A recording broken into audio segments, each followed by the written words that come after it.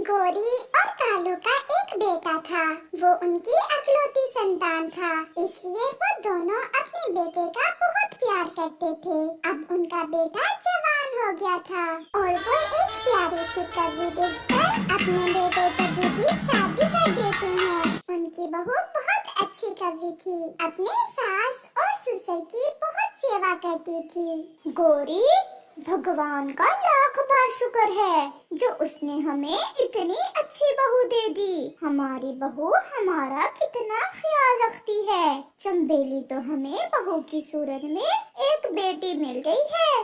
अब बस मेरी तो यही प्रार्थना है कि हमें जल्दी जल्दी पोता पोती की खुशी मिल जाए और हमारे घर में भी छोटे से बच्चे की किलकारियां गूंजे। वो दोनों पति पत्नी ऐसी बातें कर रहे थे कि उनका बेटा और बहू भी आ जाते हैं। आगे मेरे बच्चे, नदी से पानी पीकर। जी माँ, आगे। सासू माँ, ये लीजिए मीठे मीठे अंगूर खाइए, ये मैं आपके लिए लेकर आई हूँ। जीती रहो मेरी बच्ची। जग्गू, मैं तो कहती हूँ तुम मेरी बहू को कुछ दिनों के लिए शहर वाले जंगल ले जाओ और वहाँ घुमा फिरा आओ। लेकिन सासू माँ, हम आपको अकेले छोड़कर नहीं जा सकते। बहू, हम अकेले थोड़ी हैं, हम एक दूसरे के साथ हैं ना। अच्छी बात है, मैं भी कुछ दिन तुम्हारी सासू माँ के साथ अकेला बिता लूंगा। कालू जी, आप भी ना कुछ बच्चों का ही ख्याल कर लिया करें। चंबेली बेटी, तुम जाओ शहर वाले जंगल और वहाँ जाकर किसी अच्छे से डॉक्टर से अपना चेकअप भी करवा लेना। हम चाहते हैं कि हम अपने पोते पोती के साथ खेलें। फिर गौरी अपने बेटे और बहू को शहर वाले जंगल सैर करने भेज देती है। फिर कुछ दिन शहर वाले जंगल में सैर करने के बाद जग्गू और चंबेली वापस आ जाते हैं। एक दिन चंबेली काम कर रही थी कि उसे चक्कर आता है। गौरी भी पास में ही थी। क्या हुआ बेटी? कुछ नहीं माँ, बस चक्कर सा आ गया था। बहू, मुझे लगता है मैं दादी बनने वाली हूँ। इस दिन का तो मैं कब से इंतजार कर रही थी। बस अब तुम काम नहीं करोगी। चलो मैं तुम्हें बुलबुल डॉक्टर के पास लेकर जाती हूँ। अभी वो ये बात ही कर रहे थे कि कालू और जग्गू भी आ जाते हैं। कहाँ जा रही हो तुम दोनों? कालू जी, मैं अपनी बहू को बुलबुल डॉक्टर के पास लेकर जा रही हूँ। मुझे लगता है भगवान ने हमारी सुन ली है। आप दादा और मैं दादी बनने वाली हूँ। सच गौरी, जाओ जल्दी से जाओ। फिर गौरी अपनी बहू चंबेली कवि को लेकर डॉक्टर बुलबुल के पास चली जाती है। बुलबुल डॉक्टर जी, जल्दी से मेरी बहू का चेकअप करें। क्या मेरी बहू माँ बनने वाली है? इसे चक्कर आ रहे हैं। फिर बुलबुल डॉक्टर चंबेली का चेकअप करती है। बुलबुल डॉक्टर, मेरी बहू माँ बनने वाली है ना? गौरी, आपकी बहू को थोड़ी कमजोरी है, इसलिए इसे चक्कर आए होंगे।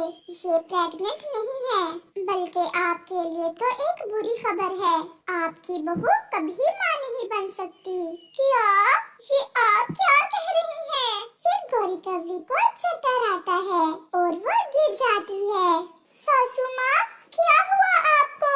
बुलबुल जब गौरी का चेकअप करती है तो वो बहुत हैरान हो जाती है। बुलबुल डॉक्टर जी, मेरी सासू माँ को क्या हुआ है? मुझे लगता है इन्होंने मेरी टेंशन ले ली है।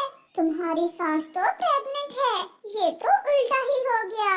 तुम्हारी सास तुम्हारी खुशखबरी सुनने आई थी, उल्टा अपनी ही खुशखबरी सुना दी। बुलबुल, ये आप क्या कह रही हैं? मैं इस उम्र में प्रेग्नेंट? मैं तो किसी को मुंह दिखाने के लायक नहीं रहूंगी। सब मेरा मजाक उड़ाएंगे। ये क्या हो गया? सासू माँ, आप शर्मिंदा ना हो सकता है भगवान ने मेरी गोद ऐसे भरनी हो। हम ये बात सबसे छुपाएंगे और जब बच्चा हो जाएगा तो हम कह देंगे कि वो मेरा बच्चा है। चंबेली ठीक कह रही है, मैं भी किसी को नहीं बताऊंगी। फिर गौरी और चंबेली अपने घर चली जाती हैं। आ गई गौरी, क्या सच में हमारे घर में बच्चा आने वाला है? लेकिन गौरी खामोश थी। माँ बताएं ना, आप खामोश क्यों हैं? सासू माँ इसलिए खामोश हैं क्योंकि प्रेग्नेंट मैं नहीं बल्कि सासू माँ खुद है। जग्गू तो ये सुनते ही शर्म का मारा वहाँ से चला जाता है। गौरी, क्या सच में ऐसा है? अगर ऐसा है तो हम दूसरे पक्षियों का सामना कैसे करेंगे? फिर चंबेली अपने ससुर को सारी बात समझाती है और कालू कौवा खामोश हो जाता है। फिर कुछ समय बाद उनके यहाँ एक प्यारा सा बच्चा आ जाता है और गौरी सब पक्षियों को यही बताती है कि वो बच्चा उसके बेटे के यहाँ पैदा हुआ है और वो हंसी खुशी का जीवन बिताते हैं। दूर किसी जंगल में एक चिड़िया और उसका पति लकड़ी का काम करते थे। वो गरीब लकड़हारे थे। वो दूसरे पक्षियों के घर बनाते और लकड़ी से कई और चीजें। वो ज्यादा अमीर तो ना थे, परंतु उनका अच्छा गुजारा हो रहा था। एक दिन एक कौवा और कौवी उनके पास आते हैं। लकड़हारे जी, हमें अपना घर बनवाना है, कितने में बना कर दोगे घर? दूसरे पक्षियों से तो हम पूरे 100 रुपए लेते हैं, परंतु आपसे 50 ही लेंगे, क्योंकि आप हमारे पुराने जानने वाले हैं। आप पैसे जितने चाहे ले लेना, परंतु हमारी एक शर्त है। जी जी बताएं, आपकी क्या शर्त है? हम घर बनाने के लिए लकड़ी अच्छी सी लगवाएंगे। हम अभी जंगल से लकड़ी लेने जा रहे हैं, आप हमारे साथ ही चलें। जो लकड़ी आप पसंद करेंगे हम उसी लकड़ी से आपका घर बना देंगे। फिर वो ऐसा ही करते हैं। कौवा और कौवी उन लकड़हारे पक्षियों के साथ घने जंगल में जाते हैं। चिड़िया का पति एक अच्छा मोटा सा पेड़ देखकर कौवे से कहता है, सेठ जी, ये पेड़ ठीक है, इस पेड़ की लकड़ सबसे अच्छी होगी। हाँ, मुझे भी ये पेड़ ही ठीक लग रहा है, आप इसे ही काट लें। फिर वो लकड़हारा पक्षी अपना कुल्हाड़ा चलाता है। वो जैसे ही अपना कुल्हाड़ा उस पेड़ पर चलाता है तो उस पेड़ में से एक आवाज आती है, मैं एक अच्छा पेड़ हूँ, आप मुझे ना काटना, बदले में आप जो मांगोगे मैं दूंगा। ये देख वो सब तो हैरान हो जाते हैं। कालू जी, ये तो इस लकड़हारे के हाथ बड़ा खजाना लग गया है। पेड़ जी, हमें कुछ नहीं चाहिए, बस हमें एक नया कुल्हाड़ा दे दे।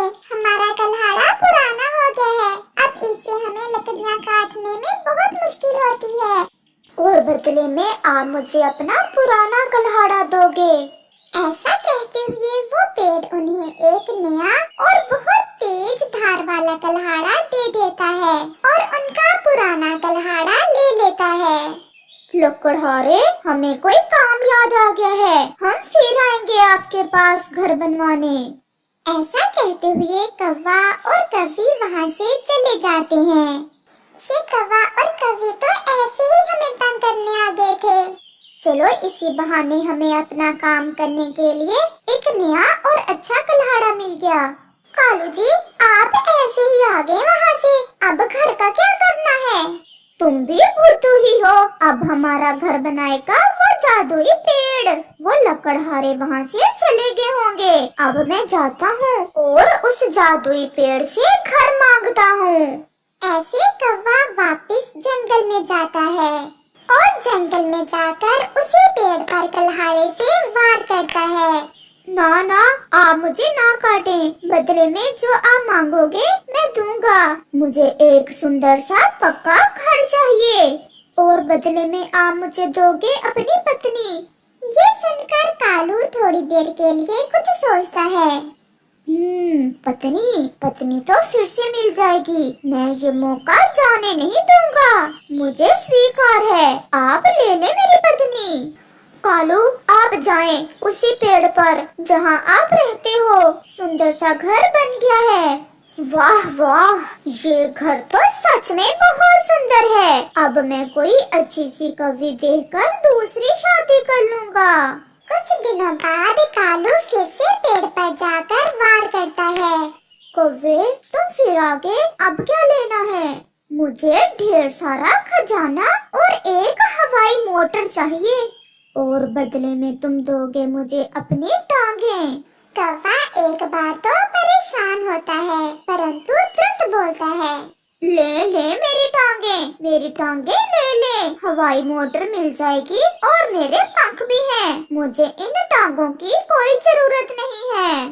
फिर वो पेड़ कौवे को ढेर सारा खजाना और एक हवाई मोटर देता है और बदले में कौवे की टांगे ले लेता है। कौवा सारा खजाना हवाई मोटर पर रखता है और घर चला जाता है। वो तो पूरे जंगल में अमीर पक्षी बन गया था। बड़ा आलीशान महल जैसा घर, सोना और ढेर सारे हीरे। मैं टांगों के बिना जी सकता हूँ, परंतु इस मालो दौलत के बिना जीना बहुत मुश्किल है। अभी कुछ ही दिन गुजरते हैं कि कौवे के मन में विचार आता है, मैं क्यों ना पत्नी भी उस जादुई पेड़ से ही ले लूं। बदले में जो मांगेगा मैं दे दूंगा। ऐसा सोचते हुए कालू कौवा अपनी हवाई मोटर में बैठकर फिर से उस जादुई पेड़ के पास जाता है। वो कुल्हाड़ा चलाता है और पेड़ पूछता है, अब क्या लेना है? मैं नहीं काटूंगा आपको, अगर आप मुझे एक नई और सुंदर सी पत्नी दे दें। और बदले में दोगे तुम मुझे अपनी आंखें। आंखें ले लो आंखें। मैं कौन सा आंखों से भोजन खाऊंगा? भोजन तो मैं अपनी चोंच से ही खाऊंगा। फिर वो पेड़ एक सुंदर सी कौवे को दे देता है और कौवे की आंखें ले लेता है। कोई फर्क नहीं पड़ता अगर मैं अंधा हूँ। अब आप मेरी पत्नी हो। मैंने अपनी आंखें देकर तुम्हें उस पेड़ से लिया है। अब जल्दी से मुझे मेरी हवाई मोटर में बैठाओ और जंगल में सबसे बड़े घर में ले चलो। वो कौवी ऐसा ही करती है। आपने अपनी आंखें दे दी, टांगे दे दी। इतना लालच ठीक नहीं। जो जिंदगी आप जी रहे हैं, शायद कोई भी ऐसे जीना नहीं चाहता। पत्नी जी, मेरे पास सब कुछ है। नौकर चाकर हैं, घर है, धन दौलत है। मुझे किसी की जरूरत नहीं है। मुझे ये सब कुछ चाहिए था जो मिल गया। और तो और अब तो मुझे पत्नी भी मिल गई। अब तो केवल एक ही इच्छा है। अभी भी कुछ लेना है उस जादुई पेड़ से? बस एक चीज लूंगा और फिर कभी नहीं जाऊंगा उस जादुई पेड़ के पास। फिर कुछ दिन बाद कौवा अपनी पत्नी से कहता है, मुझे मेरी मोटर में बैठाकर उस जादुई पेड़ के पास ले जाओ। वो ऐसा ही करती है। अब तुम्हारे पास देने को क्या है? मैं आपसे ऐसी जिंदगी मांगता हूँ जिसे कभी मौत न हो, और आप जो मांगो मैं दूंगा। तो फिर अपने पंख दो। ले, ना तो मैंने उड़ना है और ना ही इन पंखों से कोई काम करना है। आप ले मेरे पंख और मुझे हमेशा की जिंदगी दे दें। फिर वो पेड़ कौवे को हमेशा की जिंदगी दे देता है और कौवा बिना टांगों, बिना पंखों और बिना आंखों अपने घर लौट आता है। मैं ऐसे कौवे के साथ नहीं रह सकती जिसकी ना ही आंखें हैं, ना टांगे और ना ही पंख।